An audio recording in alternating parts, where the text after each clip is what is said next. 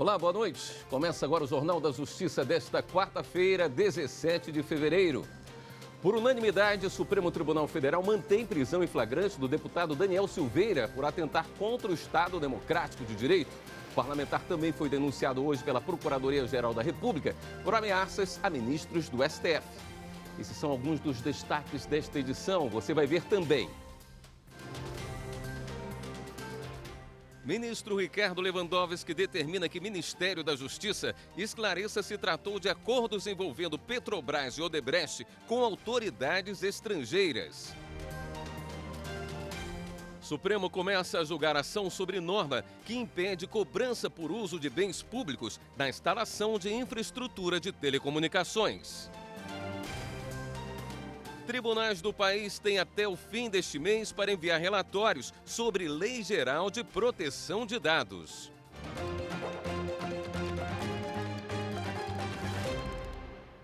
Os ministros do Supremo Tribunal Federal decidiram hoje, por unanimidade, manter a prisão do deputado Daniel Silveira, do PSL do Rio de Janeiro. A prisão em flagrante foi determinada pelo ministro Alexandre de Moraes ontem, após o parlamentar divulgar vídeo na internet atacando ministros do STF e fazendo apologia ao AI-5.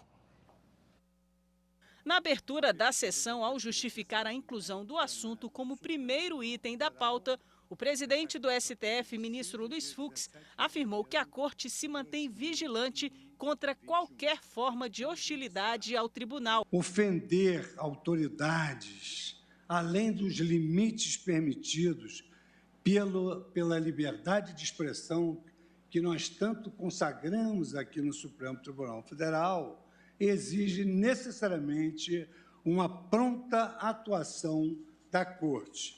O deputado federal pelo PSL, Daniel Silveira, foi preso em flagrante nesta terça-feira, no Rio de Janeiro.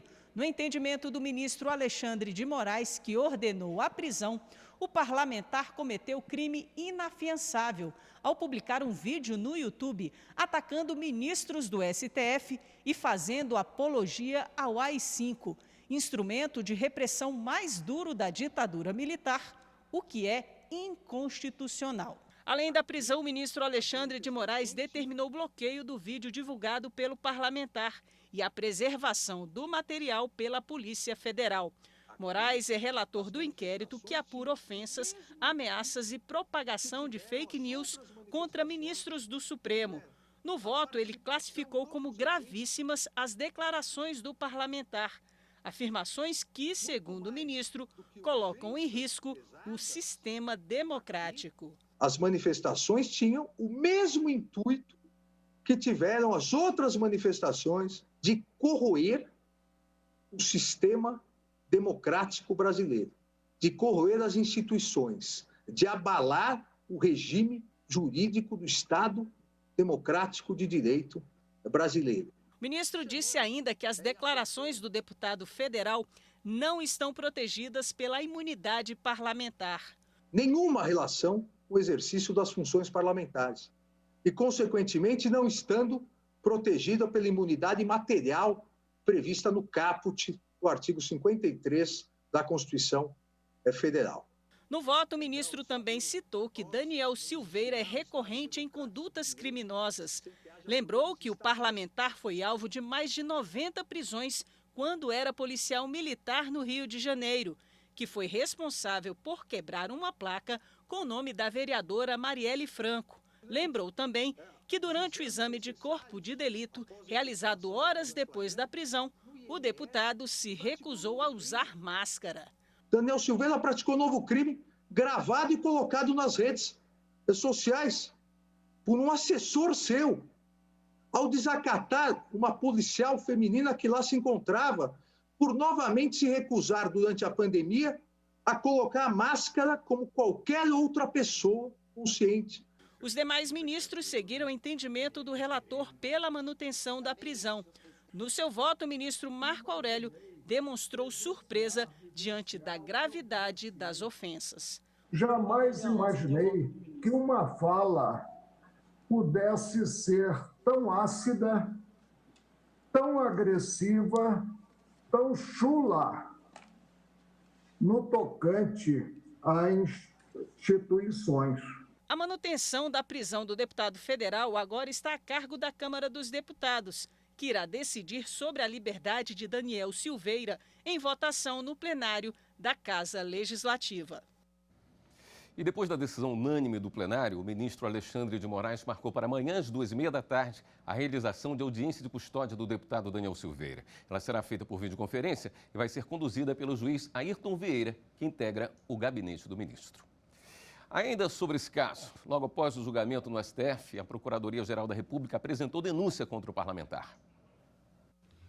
O deputado federal Daniel Silveira foi denunciado por agressão verbal e graves ameaças contra ministros do Supremo para favorecer interesse próprio, por incitar a violência para tentar impedir o livre exercício do Legislativo e do Judiciário e ainda por estimular a animosidade entre as Forças Armadas e o STF. A denúncia é assinada pelo vice-procurador-geral da República, Humberto Jacques de Medeiros, e afirma que o parlamentar passou a fazer agressões verbais e ameaças nas redes sociais contra os ministros que vão apreciar o inquérito que apura os atos antidemocráticos. O vice-procurador-geral destaca que as manifestações nos vídeos gravados por Daniel Silveira escapam à imunidade parlamentar, que não abrange a prática de infrações penais. A gente volta a falar sobre a sessão plenária de hoje do Supremo, porque os ministros da Corte começaram a analisar a ação que envolve a chamada Lei Geral de Antenas. A nossa consultora jurídica, Karina Zoccoloto, é quem detalha esse processo para a gente. Oi, Karina, boa noite. O que é questionado nessa ação, Karina? Olá, William, boa noite para você, boa noite a todos que nos assistem. Pois é, essa ação estava prevista para o início do julgamento na semana passada, mas os ministros preferiram transferir para esta quarta-feira em razão de um grande número de sustentações orais. O Procurador-Geral da República, autor dessa ação direta de inconstitucionalidade, questiona um dispositivo da Lei de Antenas, como você bem disse, dizendo que haveria inconstitucionalidade tanto formal na edição da norma quanto inconstitucionalidades materiais. O PGR dizia que a legislação teria extrapolado os limites da competência privativa da União para legislar sobre telecomunicações, na medida em que teria interferido também em matéria urbanística, uma competência que, de acordo com o artigo 24 da Constituição, seria de competência também dos estados, municípios e do Distrito Federal. Alegava também que a União não poderia dispor sobre uma remuneração em razão da utilização de bens públicos, de espaços públicos para a instalação de antenas, por exemplo, já que esses valores, essa receita seria dos estados e dos municípios e ela não poderia dispor dessa receita que não é dela. Foi justamente nesse sentido a sustentação oral feita pelo vice-procurador-geral da República hoje, o Humberto Jacques de Medeiros, no sentido de que a União estaria fazendo uma concessão e uma renúncia de uma receita cujo patrimônio não seria dela, a União, mas sim dos estados, e que isso deveria ser declarado inconstitucional. O único voto proferido na sessão plenária de hoje foi do relator, ministro Gilmar Mendes, que rebateu ponto a ponto tanto as inconstitucionalidades formais alegadas, como também a inconstitucionalidade material, em que se dizia afrontar o princípio da proporcionalidade, razoabilidade, moralidade administrativa, impessoalidade, eficiência e, inclusive, o direito de propriedade. O ministro rebateu cada um desses pontos para chegar à conclusão de que a União atuou dentro da sua competência privativa para legislar sobre telecomunicações e que nenhum direito real teria sido violado e que todas essas normas são proporcionais, são razoáveis e não há inconstitucionalidade a ser declarada. Esse julgamento volta amanhã na pauta de quinta-feira, conforme prometido pelo ministro presidente Luiz Fux, e a gente vai acompanhar tudinho aqui na TV Justiça, não é mesmo, William? Tá bom, Karina, obrigado pelos esclarecimentos. O ministro do Supremo, Ricardo Lewandowski, determinou que o Ministério da Justiça informe em 5 dias sobre a cooperação internacional na Lava Jato. O ministro Ricardo Lewandowski tomou a decisão depois que a defesa do ex-presidente Luiz Inácio Lula da Silva informou que as mensagens apreendidas na Operação Spoofing da Polícia Federal indicam conversas fora dos canais oficiais entre procuradores da Lava Jato no Paraná e autoridades dos Estados Unidos e da Suíça. O ministro determinou que o Ministério da Justiça informe no prazo de 5 dias se no desempenho das atribuições de autoridade central para a cooperação jurídica internacional realizou diretamente ou intermediou, a pedido da Procuradoria-Geral da República, do Ministério Público Federal ou da Polícia Federal, tratativas internacionais envolvendo a Petrobras ou a Odebrecht, inclusive a seus diretores e funcionários, especialmente a repatriação de valores, pagamentos de multas, ajuste de indenizações, perícias técnicas, acordos de leniência e intercâmbio de dados, no período entre 1º de janeiro de 2014 e 31 de dezembro de 2020. O ministro determinou que, em caso afirmativo, o Ministério informe o objeto e as datas das tratativas. Todos os tribunais de justiça do país vão seguir critérios padronizados para atender à Lei Geral de Proteção de Dados. Em sessão virtual, o plenário do Conselho Nacional de Justiça aprovou normativa com orientações sobre os procedimentos a serem adotados e definiu um prazo para a apresentação das medidas. Por determinação do Conselho Nacional de Justiça, os tribunais deverão apresentar o relatório final com as medidas preparatórias e ações iniciais adotadas para adequação à Lei Geral de Proteção de Dados. A LGPD entrou em vigor em setembro do ano passado e regulamenta o uso de dados pessoais dos brasileiros pelas empresas. A entrega do relatório deve ser feita até o fim deste mês de fevereiro. Os planos de ação devem destacar questões como consentimento de uso do titular, contratos e planos de resposta a incidentes de segurança com dados pessoais. Além disso, o cidadão deve ser informado sobre a nova lei por meio dos sites dos tribunais em espaço visível e com a política de privacidade para a navegação. E a seguir, Polícia Civil prende cantor Belo por show em escola pública durante pandemia. Voltamos já.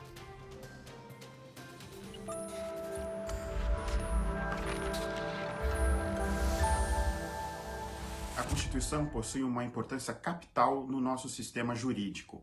É ela que concentra o fundamento de validade republicano, ou seja, a luta constante e a esperança contra o clientelismo, patrimonialismo e a usurpação das instituições democráticas por entidades e por forças contrárias ao exercício do poder pelo povo.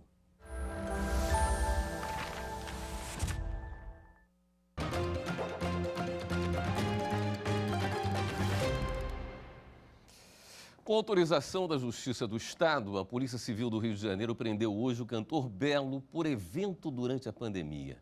O músico realizou um show na manhã de sábado com grande aglomeração em uma escola pública no Complexo da Maré, na capital fluminense. Além dele, sócios da produtora que organizou o evento foram presos pela operação. A polícia investiga ainda se houve invasão do prédio público, já que a Secretaria de Educação do Rio informou que não autorizou a realização de um evento privado na escola. A 6ª turma do Superior Tribunal de Justiça manteve o bloqueio de bens de suspeito de negociar compra de votos para a escolha do Rio de Janeiro como sede das Olimpíadas de 2016. O colegiado negou seguimento a recurso especial que buscava reverter o bloqueio de mais de R$287 mil, decretado contra um dos suspeitos de integrar um esquema de corrupção para a compra de votos de países africanos na eleição que escolheu o Rio de Janeiro como sede dos Jogos Olímpicos de 2016. As investigações foram realizadas pela Polícia Federal por meio da Operação Unfair Play. De acordo com o processo, o suspeito teria participado de atos de intermediação, ajuste e pagamento de vantagens indevidas para garantir os votos. Por isso, foi denunciado pelos crimes de corrupção e organização criminosa. O juiz de primeiro grau determinou também o bloqueio judicial de bens móveis e imóveis dos investigados e de pessoas jurídicas a eles vinculadas, no âmbito da apuração de suposto dano moral coletivo causado pela organização criminosa, estimado em R$1 bilhão. O Tribunal Regional Federal da 2ª Região reconheceu a legalidade do bloqueio, mas limitou a 30% do faturamento à constrição do patrimônio das pessoas jurídicas. O relator do recurso no STJ, ministro Rogério Schietti Cruz, considerou que a medida determinada pela Justiça Federal pressupõe a existência de indícios concretos da responsabilidade por crime que resulta em prejuízo para a Fazenda Pública. No voto, o relator destacou que o TRF2 enfatizou a urgência da medida em razão de um prejuízo material de aproximadamente R$6 milhões e de supostos danos morais avaliados em R$1 bilhão, justificando o receio de insuficiência patrimonial dos réus em caso de condenação. No Pará, o dono de uma carvoaria foi condenado a 4 anos de prisão por manter trabalhadores em condições semelhantes à escravidão. A fiscalização móvel da Delegacia Regional do Trabalho no estado do Pará encontrou 19 trabalhadores em situação precária na carvoaria. Eles eram submetidos a jornadas extensas de trabalho, sem água potável, sem banheiro, privados de higiene e não tinham equipamento de proteção para realizar o serviço, colocando em risco a saúde. O Ministério Público Federal entrou com uma ação na Justiça e o caso veio parar aqui no Tribunal Regional Federal da Primeira Região. A terceira turma destacou que a ocorrência do crime foi comprovada por meio do relatório de fiscalização da Delegacia Regional do Trabalho do Estado, dos autos de infrações, do depoimento de uma das vítimas e das fotos do local. Quanto à autoria, o próprio dono da carvoaria admitiu ser o proprietário e o administrador. Ele ainda confirmou ter fornos na empresa e somente 5 empregados registrados. Para o colegiado, o crime se enquadra no artigo 149 do Código Penal, porque ficou plenamente caracterizada a submissão dos trabalhadores a condições degradantes de vida e trabalho, ferindo a dignidade dos empregados. A segurança e a credibilidade da urna eletrônica já são bem conhecidas pelos brasileiros. Mas você já ouviu falar do boletim de urna? Pois ele tem uma grande importância na apuração dos votos. Essa história de que a votação eletrônica não pode ser auditada é balela. A gente tem várias maneiras de fiscalizar o sistema de votação. O boletim de urna, por exemplo, é ele que traz todas as informações da urna. Quer saber quantos votos o candidato X teve naquela sessão? O boletim de urna te fala. Precisa checar o total de comparecimento dali? Consegue isso com ele também. Assim que a votação é encerrada, a urna imprime pelo menos 5 cópias do BU. Uma delas é colada na porta da sessão eleitoral. As outras vão ser distribuídas. Os fiscais dos partidos estão entre as pessoas que podem pegar um boletim desses. E presta atenção no que eu vou falar agora. A urna também gera uma versão virtual do BU. E sabe por que isso é importante? É que essa versão fica disponível no site tse.jus.br.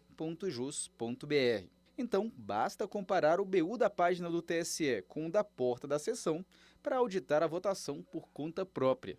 Para deixar isso tudo ainda mais fácil, tem também o aplicativo Boletim na Urna. É só apontar a câmera do seu smartphone para o QR Code do boletim da porta da sessão e compartilhar o BU com quem quiser.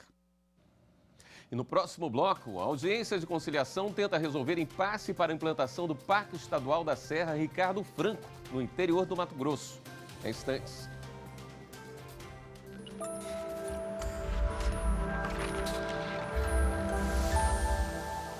A Constituição é fruto da organização e da luta popular que a fez ser cidadã após um período ditatorial no Brasil.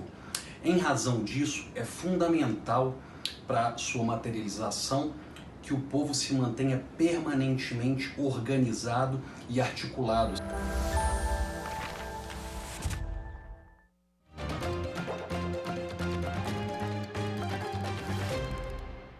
A Justiça de Mato Grosso realizou uma audiência de conciliação para tentar solucionar um impasse antigo que trata da implantação do Parque Estadual da Serra Ricardo Franco. A área fica na região de Vila Bela da Santíssima Trindade, no interior do estado. Uma região entre as mais enigmáticas do planeta, na divisa entre o Brasil e a Bolívia. Este é o Parque Estadual da Serra Ricardo Franco, situado em Vila Bela da Santíssima Trindade, Mato Grosso. Geologicamente, uma das regiões mais antigas das Américas, a Serra Ricardo Franco inspirou o célebre escritor britânico Sir Arthur Conan Doyle na obra O Mundo Perdido. E depois dele, muitos outros, como Michael Crichton, famoso pela série Jurassic Park, que você já deve ter lido os livros ou assistido os filmes. Por isso mesmo, o Parque Ricardo Franco ganha importância histórica, científica e cultural. Mas esse parque, abrangendo 158 mil hectares, criado ainda em 1997, até hoje não foi efetivamente implantado, por diversos fatores. Entre eles, a questão fundiária. A unidade de conservação ambiental é ocupada por fazendas, extratores de madeira e poceiros. A distância da capital também interferiu negativamente e o Ministério Público Ambiental acionou o Estado de Mato Grosso na Justiça. Para pôr fim a um impasse entre governo e Ministério Público, o juiz da comarca de Vila Bela realizou uma audiência de mediação virtual que resultou em um novo termo de ajustamento de conduta. Com o TAC, o Estado se comprometeu a apresentar ao Ministério Público Estadual planos de manejo e fiscalização ostensiva, diagnóstico fundiário e georreferenciamento, transferência das áreas da União para o Parque Estadual Ricardo Franco, regulamentação de uso público do parque, providências sobre a cessão do imóvel Cachoeira dos Namorados ao Parque Ricardo Franco. É um grande marco para a regularização do Parque Estadual Ricardo Franco e visa por fim a demanda que já se arrasta há mais de 5 anos, com o intuito de regularizar a questão fundiária da região, trazendo segurança jurídica aos produtores rurais, ao meio ambiente e também ao Estado e a todos os interessados na região. Quando o assunto é denúncia de maus tratos ou crueldade contra animais, o Brasil possui legislação e autoridades competentes para garantir a punição desses crimes. Veja na reportagem do Tribunal de Justiça do Rio Grande do Sul.